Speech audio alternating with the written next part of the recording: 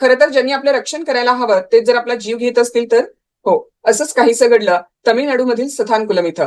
फक्त दुकान उघडं ठेवलं म्हणून एक बाप आणि मुलाला इतकं मारलं गेलं की त्यांचा मृत्यू झाला. साल 2020 तमिळनाडूमधील सदानकुलम या गावातील घटना. पी जयराज आणि त्यांचा मुलगा बेनिक्स यांना लॉकडाऊनमध्ये दुकान उघडं ठेवल्यामुळे पोलिसांनी ताब्यात घेतलं.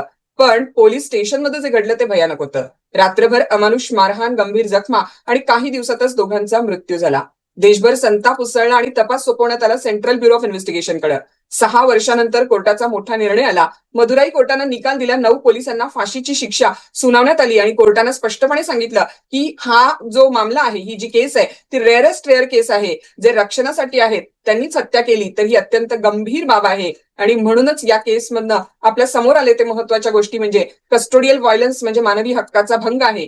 पोलिसांनाही कायद्याखाली जबाबदार धरलं जाऊ शकतं. अत्यंत गंभीर प्रकरणामध्ये फाशीची शिक्षा दिली जाऊ शकते आणि रूल ऑफ लॉ सर्वांसाठी समान आहे, त्यामुळे तो पोलिसांना देखील लागू होतो. हा निकाल फक्त 2 व्यक्तींना न्याय देणारा नाही, तर संपूर्ण सिस्टीमला एक इशारा आहे की कायद्यापेक्षा मोठं कोणीच नाही. अशाच महत्वाच्या केसेसचं सोप्या भाषेत स्पष्टीकरण हवं असेल तर चॅनलला सबस्क्राईब करा, व्हिडिओ शेअर करा आणि तुमचं मत याबद्दल काय आहे ते नक्की सांगा. धन्यवाद.